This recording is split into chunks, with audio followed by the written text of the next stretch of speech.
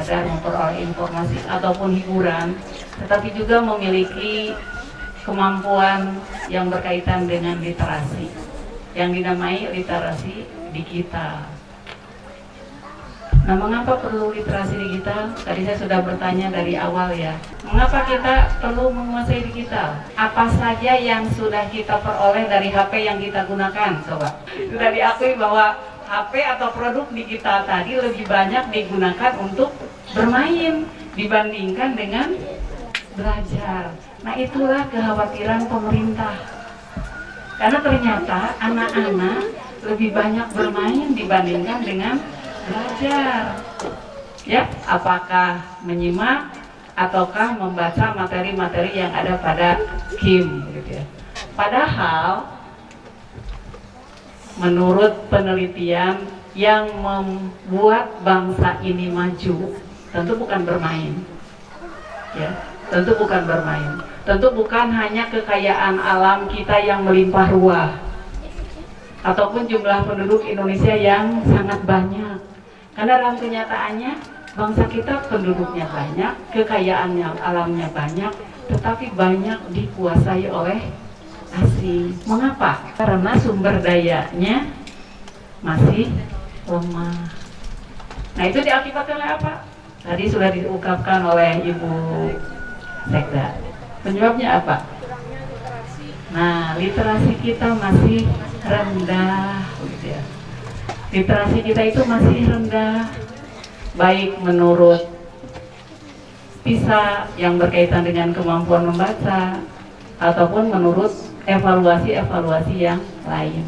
Kita itu berada di peringkat kedua terakhir dalam satu penilaian dan berada di peringkat kelima terakhir dari 67 penilaian. Nah, itu kan sangat mengkhawatirkan. Nah, karena itulah pemerintah berupaya mengingatkan gitu, bahwa bangsa yang maju itu kita harus menjadi masyarakat yang literat, yang memiliki literasi yang tinggi. Karena dengan literasi yang tinggi, semua informasi akan kita kuasai, dan informasi-informasi itu yang akan membuat kita berpikir kreatif, berpikir tingkat tinggi, mampu berkomunikasi dengan orang lain, mampu berkolaborasi dengan orang lain. Karena bagaimana kita berkomunikasi kalau kita tidak memiliki apa yang akan kita komunikasikan? Bagaimana kita bisa berkolaborasi kalau kita tidak memiliki apa yang kita kolaborasikan, ya. Kemudian peradaban yang tinggi. Nah, melalui literasi kita akan melihat bagaimana kemajuan yang harus kita kejar. Jadi bukan mengejar ketertinggalan, ya, tapi mengejar kemajuan orang, mengejar kemajuan bangsa yang lain, ya. Sehingga kita bisa sejajar dengan bangsa-bangsa yang lain yang ada di dunia ini, ya. Nah, karena itulah pemerintah melalui gerakan literasi sekolah, melalui gerakan literasi nasional, berupaya untuk meningkatkan kemampuan literasi masyarakat Indonesia. Bahkan di sini gerakan literasi itu bukan hanya membaca dan menulis. Betul, pengertian awal literasi itu adalah kemampuan membaca dan menulis. Cukup kita bisa memahami bacaan, cukup kita bisa mengungkapkan gagasan, pikiran, perasaan, itu sudah masuk orang yang literat. Tetapi dewasa ini, karena dunianya dunia digital, kita tidak hanya sampai cukup membaca dan menulis, tetapi semua yang ada di dunia ini, fenomena yang ada di dunia ini, gejala yang ada di dunia ini, itu adalah informasi-informasi yang harus kita serap, harus kita akses, harus kita olah, harus kita pikirkan. Nah, sehingga kita bisa menggunakan semua perangkat digital. Karena perangkat digital itu hakikatnya adalah informasi-informasi yang harus kita pahami agar kita bisa mengoperasikannya. Misalnya saja, ketika teman-teman nanti mungkin bosan membaca buku yang ada di lemari, ya, alhamdulillah, yang ada di lemari. Nah, teman-teman mencari buku bacaan yang lain, itu dari mana gitu. Kita harus tahu bahwa perpustakaan nasional itu merupakan perpustakaan digital, ya, Topik. Nah, Untuk masuk ke perpustakaan nasional tidak seperti kita mengklik di Google gitu, tapi ada akun yang harus kita buat. Nah itu mungkin nanti yang akan kami sampaikan di antaranya ya, sehingga teman-teman bisa mengakses bukan hanya hal-hal yang bisa bebas diakses dari Google, tetapi juga bisa diakses dari sumber-sumber yang lain yang memerlukan akun-akun tertentu atau password-password tertentu. Nah sehingga kita betul-betul menjadi masyarakat yang literat gitu ya. Tugas siapa meningkatkan literasi ini? Nah itu tugas semua bangsa ya, pemerintahnya, masyarakatnya, sekolahnya, keluarga. Apalagi keluarga itu adalah pendidikan pertama dan utama. Nah kalau kita mengharuskan anak kita literat, nah sebelumnya orang tuanya dulu harus literat. Nah, barangkali di sini tugas Ibu Ketua Penggerak PKK yang harus menyosialisasikan hal tersebut begitu ya. Nah sehingga tadi bahwa tugas peningkatan literasi bukan hanya tugas di sekolah, tapi di sekolah sudah dimulai. Ada gerakan, kalau tadi Ibu dari Gemar Membaca itu gerakan 30 menit sebelum aktivitas membaca di sekolah, yang sudah biasa teman-teman lakukan apa? 15 menit ya. Itu sudah ada gerakan literasi sekolah yang telah dilaksanakan di sekolah begitu ya. Jadi sebelum belajar semua peserta didik harus membaca selama 15 menit begitu. Di sini juga secara jelas pemerintah itu sudah berbagi tugas sebenarnya di sini. Kalau menurut gerakan literasi sekolah, literasi itu ada literasi usia dini, literasi dasar, literasi perpustakaan, literasi teknologi, literasi media, dan literasi visual. Nah, tugasnya literasi usia dini itu orang tua dan keluarga, guru PAUD, pamong atau pengasuh. Ya, artinya begitu ya. Orang tua itu betul memiliki kewajiban untuk melatih anak menjadi anak yang literat. Benda-benda yang ada di sekitar bisa menjadikan anak literat, karena itu adalah informasi-informasi yang harus diketahui oleh anak. Jangan sampai ketika punya pembantu, karena pembantu yang serba mengerjakan, dia tidak tahu alat-alat makan itu apa saja gitu ya. Berbeda dengan kalau orang tua tidak punya pembantu, mana sendoknya, mana garpunya. Nah ketika pembantu pulang, tolong ambilkan sendok yang mana, garpu yang mana. Kadang-kadang anak tidak tahu gitu ya. Kemudian literasi dasar, nah ini pendidikan formal. Tentu saja literasi dasar ini berkaitan tadi dengan membaca dan menulis ya. Literasi perpustakaan. Ke perpustakaan itu kalau mau minjam buku, nah kalau teman-teman sudah di kelas SD, di SMP, SMA, atau mungkin di SD juga, buku itu kan berkode. Kalau akan mencari buku tentang bahasa, di kode yang mana, di kode berapa gitu ya. Karena di sekolah itu sudah diberi kode, jadi tidak berkeliling mencari buku bahasa Indonesia nomor berapa, mencari buku agama di nomor berapa. Jadi tidak berkeliling seluruhnya dikelilingi. Tadi saja bahasa itu golongan 4 atau kodenya 4, berarti kita cari di golongan 4. Nah itu literasi perpustakaan. Nah, barangkali nanti ketika akan men-searching buku-buku yang diperlukan, karena buku-buku di sini sudah membosankan, teman-teman ingin memperkaya wawasan, memperkaya informasi, maka teman-teman harus melek digital yang berkaitan dengan literasi perpustakaan. Bagaimana caranya agar kita bisa menjadi salah satu anggota perpustakaan, mengakses segala sesuatu yang ada di perpustakaan. Literasi teknologi, nah tadi ya, ketika masa COVID, kita mengaktifkan, mengunggah, mengunduh, kan ya, dan sebagainya. Nah itu literasi teknologi berkaitan dengan digital. Literasi media. Nah tugasnya ini bukan hanya pendidikan formal, keluarga, lingkungan sosial dan sebagainya. Kemudian literasi visual juga sama ya.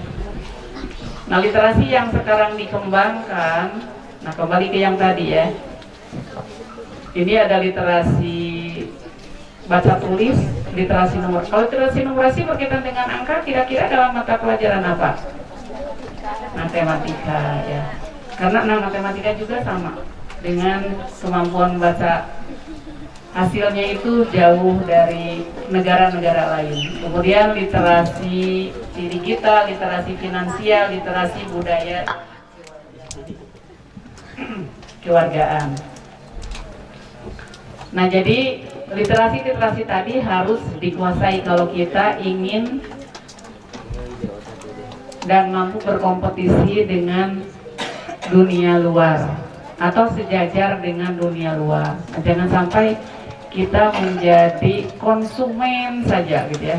Nah, tadi Ibu mengatakan bahwa TikTok itu bisa menghasilkan uang. Artinya kita tidak hanya menjadi konsumen saja, tapi menjadi produsen. Barangkali dengan banyak membaca, dengan banyak mengunduh, dengan banyak mengakses informasi, teman-teman bisa membuat sebuah blog, bisa membuat sebuah produk-produk teknologi yang bisa diunggah dan bisa menghasilkan uang, atau tadi literasi finansial gitu ya.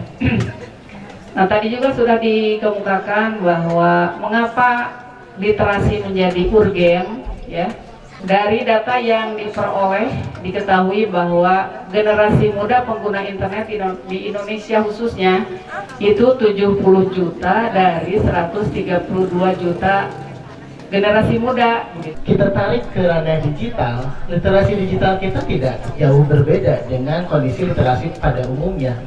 Saat tadi literasi pada umumnya, literasi secara umum kita ada di tingkatan bawah, nah literasi digital pun sama. Bahkan di tingkat ASEAN pun kita masih gagal bersaing. Nih, di sini teman-teman bisa lihat, di Indonesia ada 10 daerah dengan literasi tertinggi. Ada Tasikmalaya tidak di sini? Ada Tawang Banteng tidak? Teman-teman bisa lihat angka tertinggi di Indonesia tingkat literasi itu di 3,64. Sementara rata-rata ASEAN saja di 3,60. Itu untuk bayangan saja, itu untuk gambaran saja. Yang tertinggi di Indonesia saja itu masih batas rata-rata di tingkat ASEAN. Dan itu PR siapa? Apa yang membuat kita ada pada titik seperti ini? Dan yaitu tadi, literasi bukan hanya tanggung jawab pihak sekolah. Literasi bukan hanya tanggung jawab pejabat-pejabat di kementerian, tapi literasi adalah tanggung jawab kita semua. Bapak, Ibu, orang tua, mahasiswa, semua punya tanggung jawab atas fakta literasi negara kita yang ada di batas mengkhawatirkan tadi. Sebetulnya saya tidak terlalu percaya juga dengan survei-survei tadi. Mengapa? Kemampuan literasi orang Indonesia pada satu sisi bisa jadi sangat di atas rata-rata. Media tidak bisa mengungkap, oleh netizen terbuka. Tanpa literasi kita tidak bisa seperti itu. Nah, yang saya garis bawahi di sini sebetulnya daya untuk berliterasi itu sudah tinggi, hanya perlu diarahkan. Jadi arahnya kita tarik ke arah yang positif. Coba rasa penasaran kita kepada misalkan selebgram, kepada artis, kita tarik. Oh, kenapa ya Indonesia begini? Oh, kenapa ya pertanian di kita begini? Nanti dengan sendirinya kita akan mencari tahu. Dan itu yang disebut dengan nalar kritis itu, teman-teman. Jadi teman-teman, anak-anak sekolah di sini saat buka HP, misalkan main game, pada satu sisi teman-teman akan menikmati game tersebut. Tapi pada sisi lain teman-teman juga harus mulai berpikir, kumahanya ame bisa buat game yang menarik seperti ini. Bagaimana ya kalau kita yang buat sendiri gamenya mungkin akan lebih menarik. Teman-teman di sini main FF, main PUBG misalkan, main Mobile Legends. Bahasa yang digunakan kan bahasa Inggris ya. Coba kalau teman-teman dari Tawang Banteng yang buat, petanya kita buat peta Tawang Banteng, permainannya kita buat menggunakan bahasa Sunda. Bukan tidak mungkin kan? Jadi tadi yang Bunda ini sampaikan, kita tidak hanya menjadi konsumen, kita tidak hanya menjadi penikmat. Dengan literasi itu semua bisa terjadi. Teman-teman yang ingin jadi insinyur, teman-teman yang ingin jadi pembuat game, teman-teman yang ingin jadi tadi apa, TikToker, misalkan selebgram dan lain sebagainya, jadilah TikToker yang baik, jadilah TikToker yang terliterasi, sehingga konten-konten yang dibangun pun nanti ya akan cenderung positif. Kita tidak bisa lari dari zaman, kita tidak bisa menolak zaman. Sekarang sudah zamannya TikTok, sekarang sudah zamannya YouTube, sekarang sudah zamannya misalkan media sosial. Manfaatkan itu untuk kepentingan teman-teman. Di sini ada Bapak Ibu gurunya. Banyak konten-konten YouTube yang bisa digunakan sebagai bahan pembelajaran juga. Jadi teman-teman siswa di sini menjadi tidak bosan. Nanti akan ada banyak variasi. Nanti juga saya akan sampaikan opsi-opsi media yang bisa teman-teman gunakan juga. Ini ada beberapa platform yang bisa teman-teman gunakan, yang bisa teman-teman manfaatkan. Ada e-Perpusnas, kemudian ada buku dari Kemdikbud yang bisa teman-teman akses dari web buku.kemdikbud.go.id. Kemudian ada Kolecer dan Candil. Ini program pemerintah provinsi sebetulnya. Kolecer dan Candil ini program pemerintah provinsi yang sudah ada sejak lama sebetulnya, tetapi sosialisasinya saya kira belum sampai ke daerah-daerah. Ini perpustakaan digital juga bawaan pemerintah provinsi. Kemudian ada perpustakaan Kemdikbud dan banyak lainnya. Dan ini bisa diakses semua secara gratis.